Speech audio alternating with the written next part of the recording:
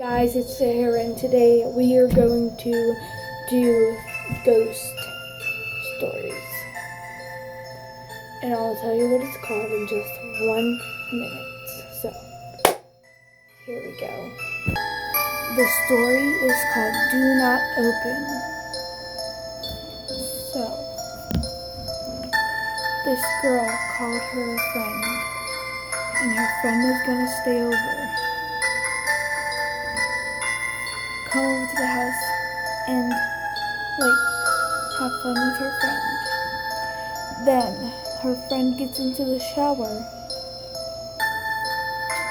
and she was on her way.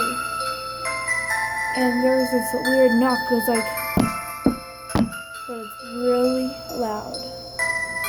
And it says nothing. She's like, come in. It knocks again loud. And it's like, come in.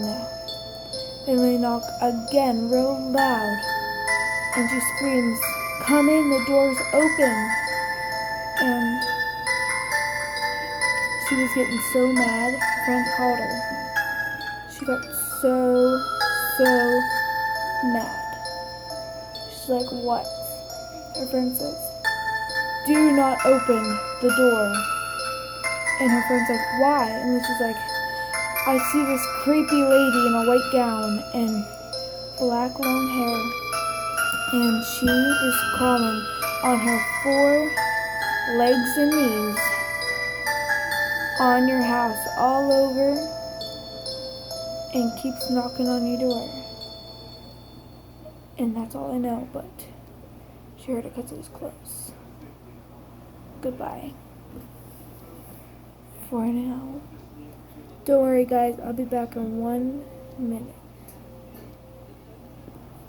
Just to let you guys know, I looked these things up and they're real.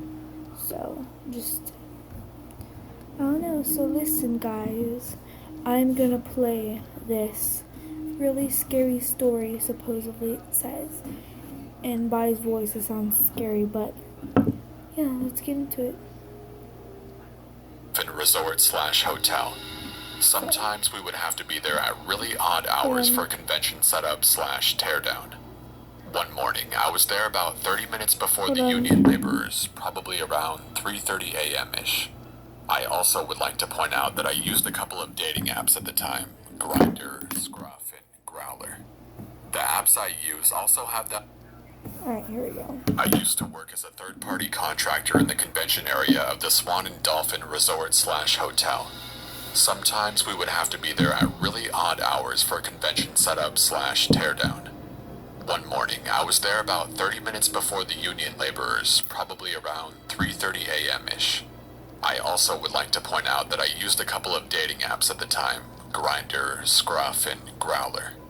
The apps I use also have that location indicator that tells you how far away they were. All of a sudden, some guy whose profile was blank except for a blurry close-up of his shirt, collar, and neck started blowing up my phone on 2 different apps at the same time.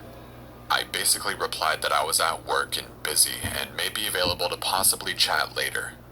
He started sending really creepy messages like, "Oh, I see you working," and other semi-stalkerish messages. I shut down the apps. I have a small office located across from one of the convention halls. I holed up in my office and told the union guys to check in with me there when they arrived. Once they got there, I felt more safe, so I set up my desk out on the convention hall's floor and just continued with my work. Around noon, I launched up the apps again to pass time during my lunch break. As if he had been waiting for this moment, he started chatting me up again from locations like 200 feet away. I told him he seemed a bit creepy and that I wasn't interested. He stopped, or so I thought. A few weeks later, I had a late night teardown around 10 p.m.-ish. As soon as I got to my office, he appeared again and started messaging me. His messages didn't seem creepy at first. Just simple things like, "Hey, how are you? You busy?" I got really creeped out and blocked him. He would then just create new profiles and continue to message me for months. The messages quickly transitioned after the first time I blocked him. He switched to saying things like, You can't block me every time. I know where you work so I can find you again. Why won't you answer me? I deserve an answer. Later, he would just send creepy messages like, I found you again. It looks like you're working hard. Are you alone right now? I always believed in the don't feed the trolls adage and refused to engage with him, blocking him every time. He would generally only message me when I was working very early or very late, with occasional day messages while I was working the convention center floor.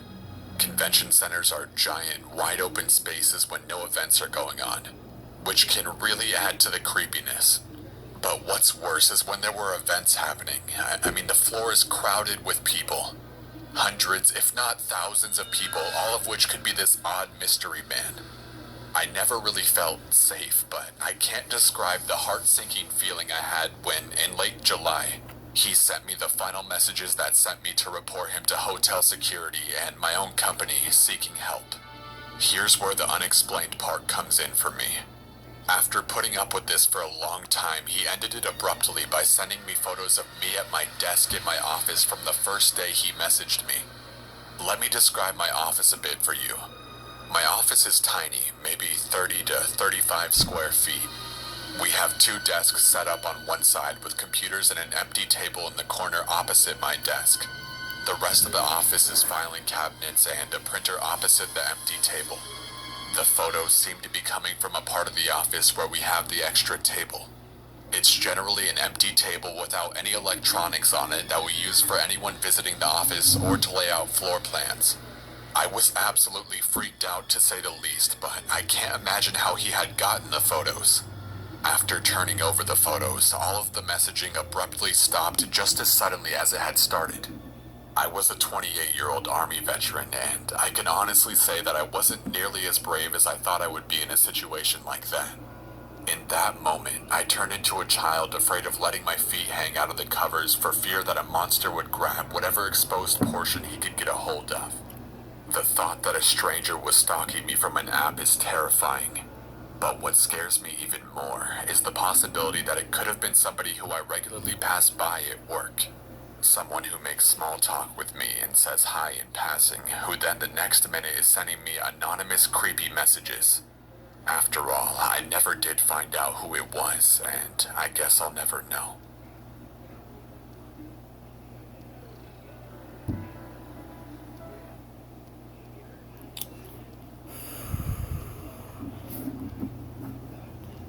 So yeah, that was a little creepy, and yeah, so hit that thumbs up, hit the bell, smash that like button, and subscribe to my channel and comment down below, and yeah, so see you next time. Bye. Love you guys.